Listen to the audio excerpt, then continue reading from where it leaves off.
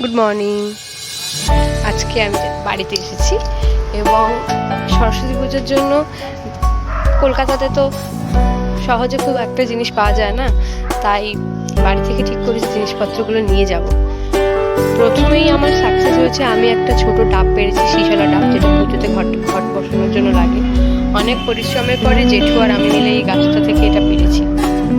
এরপরে আমি চলে যাচ্ছি মার সাথে পাতা, বিভিন্ন রকম পঞ্চপল্লব লাগে পুজোর জন্য, সেইগুলোর আয়োজন করতে। চলো তোমাদের দেখাই। মা আমাকে হেল্প করছে সমস্ত পাতাগুলো অ্যারেঞ্জ করতে। এটা হচ্ছে জগডুম্বুর পাতা, ঠিক আছে? বটার অসত্য পাতা, আমি আসলে ঠিক জানি না। হ্যাঁ, তো ভুল হলে আমাকে তোমরা কারেকশন করে দিও। আমার বাড়িতে আসলে সব রকম পাতাই অ্যাভেলেবেল রয়েছে, তবে কি কি পাতা লাগে আমি ঠিক জানি না, তাই জন্য মা আমাকে হেল্প করছে পাতাগুলো অ্যারেঞ্জ করার জন্য। আর এই যে জেঠু বসে আছে, জেঠু আমাকে হেল্প করছে। বড় আম গাছ চাই না এখন, আমার চাই বড় আম গাছের 5টা পাতা, যেটা আমার ঘটের মধ্যে বসাবো, তার মধ্যে এই কষ্ট করে পাড়া শীষ ডাবটা লাগাবো। জানো, আমি কলকাতায় জিজ্ঞাসা করেছিলাম, এই যে 5টা পাতা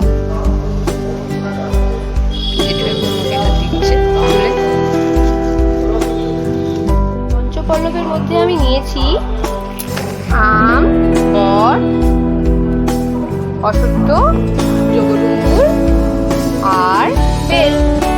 ভিডিওটা তারপর কন্টিনিউ করা হয়নি, আমি নাইট ডিউটি করে চলে এসেছিলাম এবং তারপরে আমি সাজিয়ে গুছিয়ে নিয়েছিলাম আমার মায়ের জায়গাটা, যেখানে মায়ের আরাধনা শুরু করব।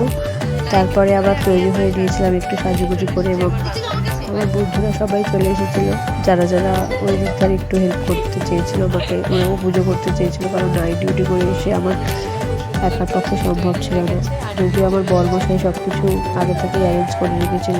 তারপরে আমরা সবাই মিলে একে একে নিজেরাই মন্ত্র পড়ে অঞ্জলি দিতে শুরু করেছিলাম।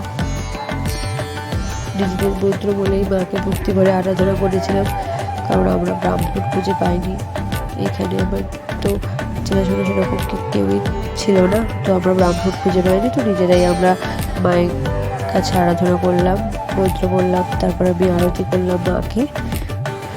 প্রথমে ধূপ, মোমবাতি, প্রদীপ সমস্ত কিছু জ্বালিয়ে, তারপরে পঞ্চপ্রদীপ জ্বালিয়ে কর্পূর দিয়ে মাকে আরতি করলাম।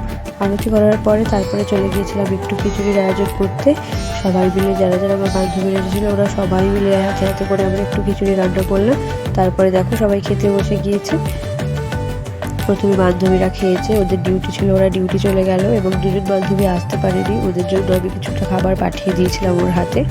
তারপরে ওদের সবার খাওয়া হয়ে যেতে তারপরে আমি, আমার বরমশাই, আমরা সবাই খেয়েছিলাম।